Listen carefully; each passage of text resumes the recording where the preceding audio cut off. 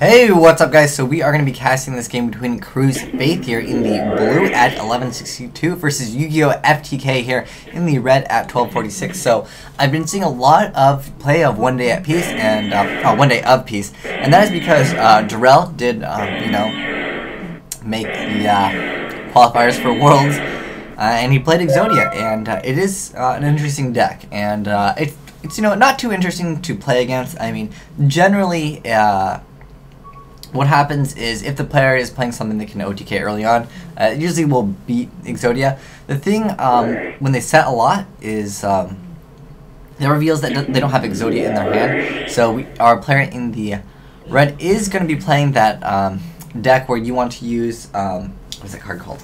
It's Hope for Escape, which is where you activate it when your opponent's life points are 1,000 higher than yours.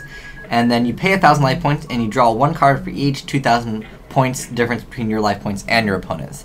I have this card actually sitting right next to me because interesting. It's an interesting deck, and I think that it's really good for the surprise factor, and that's why Durrell probably took it in. And so our player in the red is happy that our player in the blue did mill Future Fusion, but I really don't know how well it's going to go for a player that is playing Chaos Dragons, because Chaos Dragons is probably a matchup where it favors maybe the player playing Exodia, just because Chaos Dragons, they don't have too many effects that negate, essentially. They don't have like Solemn Judgment, usually. I mean, sure, Chaos Dragons is a deck where you can OTK really easy, but the deck that our player in the red is playing has a whole bunch of Wabakus, Threatening Roars. It's really easy to prevent any OTKs from really happening, or any damage, essentially. Pretty much once per turn you can stop a card, and Lila does help out quite a bit, but they can just chain the like Wabaku or whatever. But if you do hit something that they really need to set, and they need to wait for them to like be able to start a chain combo with, essentially, then you can technically hurt them with Lila.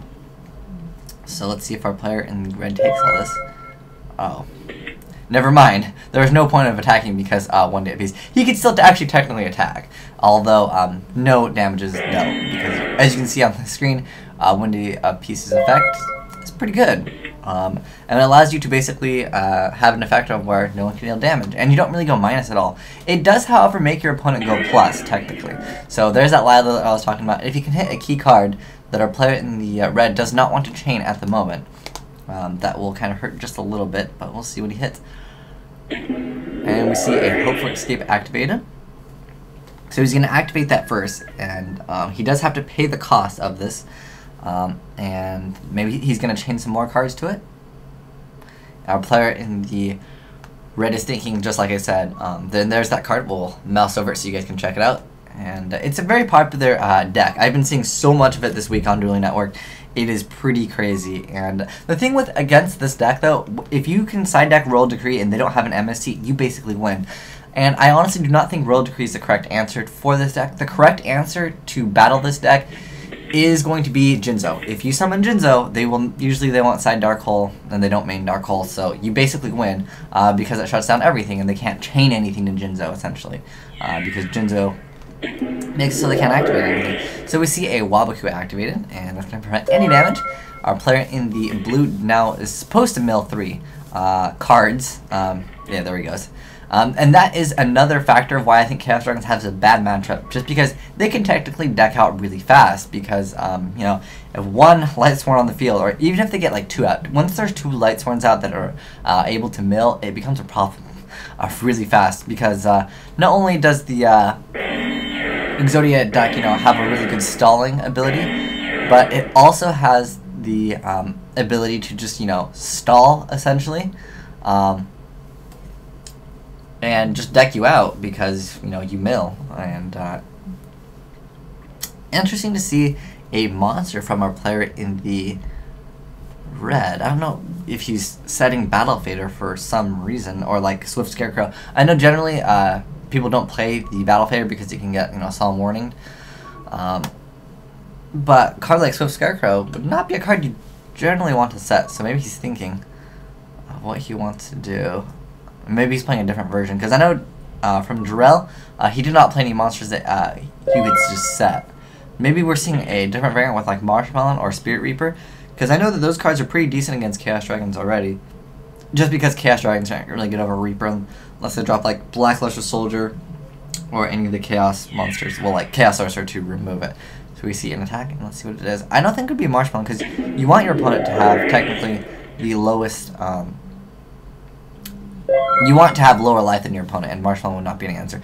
And what our player in the red needs to do actually is activate Threatening Roar before our player actually declares his attack. Keep that in mind, that's important also. If you've already declared your attack, they cannot activate Threatening Roar. As soon as you go into the battle phase, they must activate Threatening Roar then, not when you declare your attack. If you declare your attack, they cannot chain Threatening Roar to that attack, because you've already made your attack. So keep that in mind, that is kind of important as well. So, and it's always important to declare your phases if you are playing against that deck, because very important. So it's not a very interesting game to essentially play against, but I want to show you guys just the mechanics of the deck, because it is a very popular deck, and I just want to mention my experience with watching these players play, because it is a deck where basically it's usually a long duel. Most of these duels are like 15 minutes. We see a Book of Moon of Lila, and now he's going to Heavy Storm. I'm trying to understand the chain of Book of Moon of Lila. You see triple Reckless Greed activated, so play in the red. Oh, and he's gonna have a Hope for Escape, so he's got to pay 1,000 first, actually, because chain resolves backwards, but that's okay. It's not gonna make a difference really. When you have triple Reckless Greed set, that is pretty plus. He won't be able to draw, and he's gonna go and be able to draw 2 for Escape. He actually has to pay 1,000 first. And yeah, he is drawing the correct amount, but he does have to pay 1,000 first. And we see an Accumulated Fortune. And unfortunately, with Accumulated Fortune, you can't activate this card if multiple cards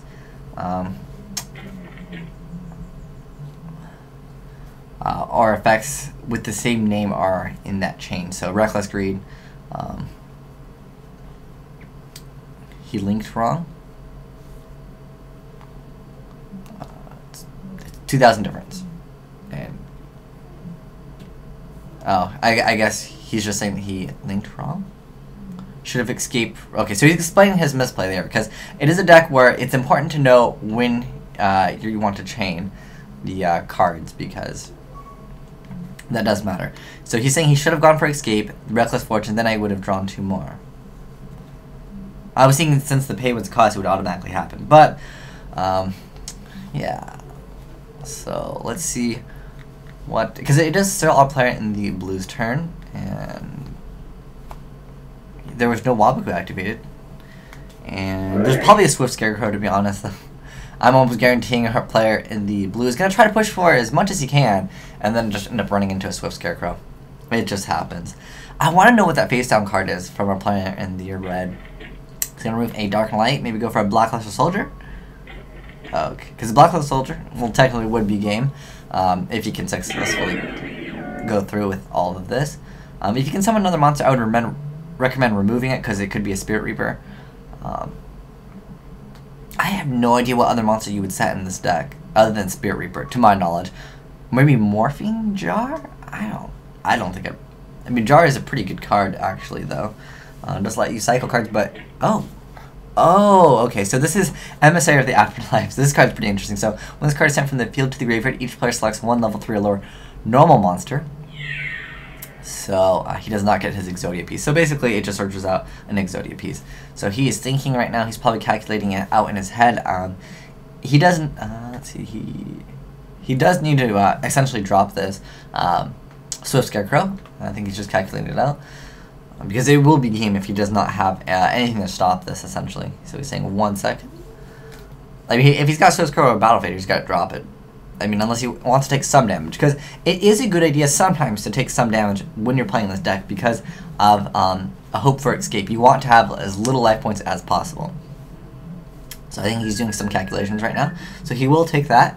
I would say, depending on how many hope for escapes you've activated already, that determines what you want to take as far as damage.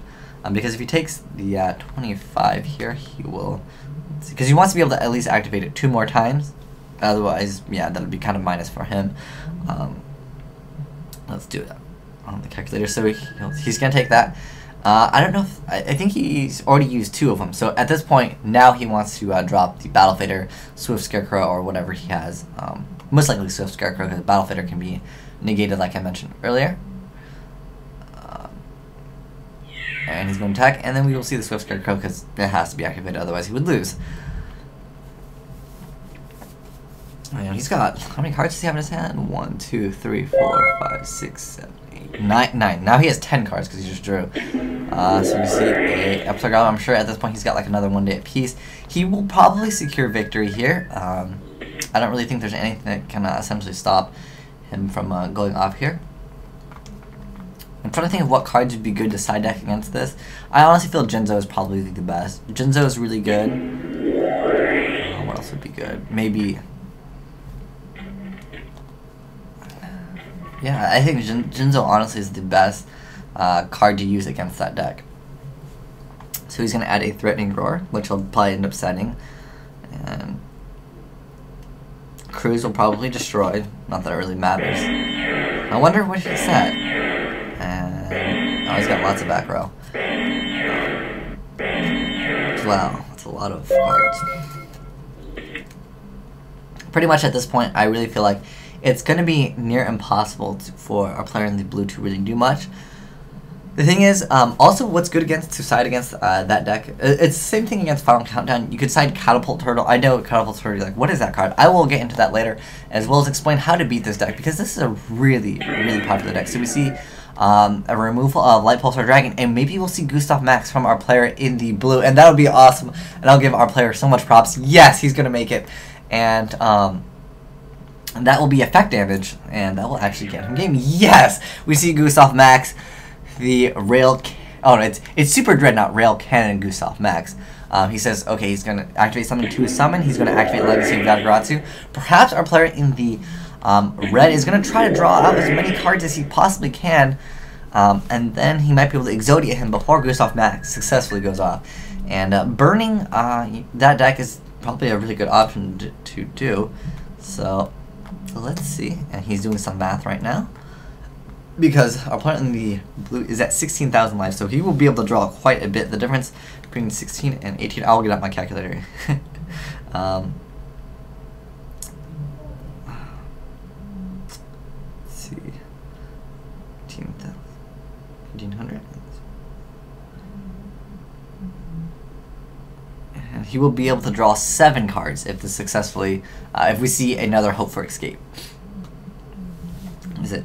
Actually, it might be 8 cards. Either way, I think if a player is able to draw successfully off of Hope for Escape, it's pretty much game anyways. So he's doing his math there, and I mean, pretty much it's gonna the game is gonna end this turn. Because Swift Scarecrow is only a battle, so we see another draw, and then we see Hope for Escape. So he's gonna draw for John Green. Oh, I guess he's drawing for Hope Escape first. He actually has to pay the life points first. That is one thing our player in the red is not doing, because it's a cost. Okay, there we go. He has to pay immediately, and then, because there's a period there, then you draw 1 card for every 2,000 difference, and the difference is 15,000, and there's also a gift card that was activated. So Cruz will actually be at 19,000, which is insane. That's going to be awesome, and he will be able to draw pretty much the rest of his deck, and he'll probably have Exodia, my guess is, by then. But, you know, there's still that small chance that if he does not draw all those cards, that he can simply lose. So I'm not sure how many cards he draws.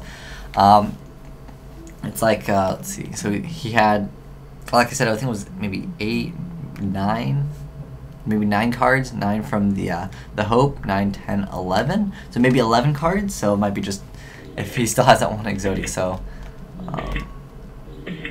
that's a lot of cards. I think I was correct. If I'm wrong on that, I'm sorry. But, oh, no. And we see a Threatening Roar activated, which is fine. I thought he would, that was 9 cards, because he forgot to gain the extra 3,000. Oh, he actually did. Okay, he was at 16,000. I apologize. I thought he was at 19,000.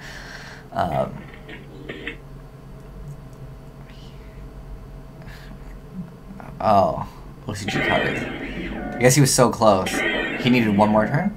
Perhaps. He has all except for the head. And I'm pretty sure our player in the red, if he just survived one more turn, I think he was sad about that. This card's coming to CCG really soon anyways. I think I actually might be even out. I know it's coming out really soon. So literally, our player in the red just needed one more turn, but that Super Dreadnought Railway Gustav Max. So that's a really good option to get rid of this deck, because you can inflict 4,000 damage total, and they're going to be taking a lot of damage anyways because they're going to have to pay for cost. So I think this is a really good option to get around that, especially if you're playing Chaos Dragons, which is a popular deck. So that was the Chaos Dragons versus Jarrell's deck. I'm gonna call it Winston Exodia, because that's essentially what a lot of people are running. But thanks for watching, guys. Asian Eyes White Dragon signing out.